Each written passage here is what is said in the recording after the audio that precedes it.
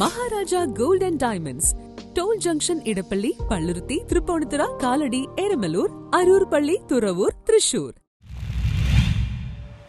Kochi Muziris biennale bud school വിദ്യാർത്ഥികൾക്കായി ഏകദിന ശില്പശാല സംഘടിപ്പിച്ചു.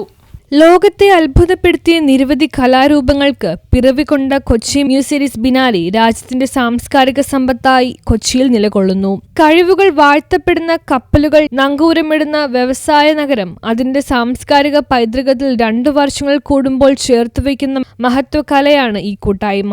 കലപരിധികളും പരിമിതികളും ഇല്ലാത്ത ചേർത്തുവെപ്പാണ് എന്ന സന്ദേശം പകർന്നുകൊണ്ട് 27-ാം തീയതി രാവിലെ 10 മണിക്ക് ഫോർട്ട് കൊച്ചി ABC ഹൌസിൽ ഇളകുന്നപ്പുഴ, കടമക്കുടി ഗ്രാമപഞ്ചായത്തുകളിലെ ബഡ് സ്കൂളിലെ 25 വിദ്യാർത്ഥികളെ പങ്കെടുപ്പിച്ചുകൊണ്ട് ആർട്ട് ആർച്ച് ഏകദിന ശില്പശാല സംഘടിപ്പിച്ചു. കൊച്ചി മ്യൂസിയസ് ബിനാലെ ABC കോർഡിനേറ്ററും അന്താരാഷ്ട്ര കലാ സാംസ്കാരിക മേഖലയ്ക്ക് മികവുറ്റ സംഭാവനകൾ നൽകിയ ആർട്ടിസ്റ്റുമായ ബ്ലേസ് ജോസഫ് ശില്പശാലയ്ക്ക് നേതൃത്വം നൽകി.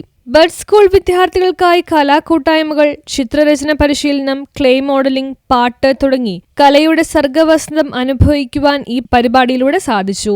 എറണാകുളം ജില്ലാ തദ്ദേശ സ്വയംഭരണ വകുപ്പിന്റെയും കൊച്ചി മ്യൂസിയസ് ബിനാലെയുടെയും സംയുക്താഭിമുഖ്യത്തിൽ നടത്തപ്പെട്ട ഈ ശില്പശാല കലയിലേക്ക് ചുവടുവെക്കുന്ന പ്രേരണ നൽകുന്ന ഒന്നാണ്. ശില്പശാലയുടെ ഭാഗമായി വിദ്യാർത്ഥികൾ നടത്തിയ സർഗസൃഷ്ടികളായ ചിത്രങ്ങൾ, ശില്പങ്ങൾ തുടങ്ങിയവ ബിനാലെയിൽ പ്രദർശിപ്പിച്ചു.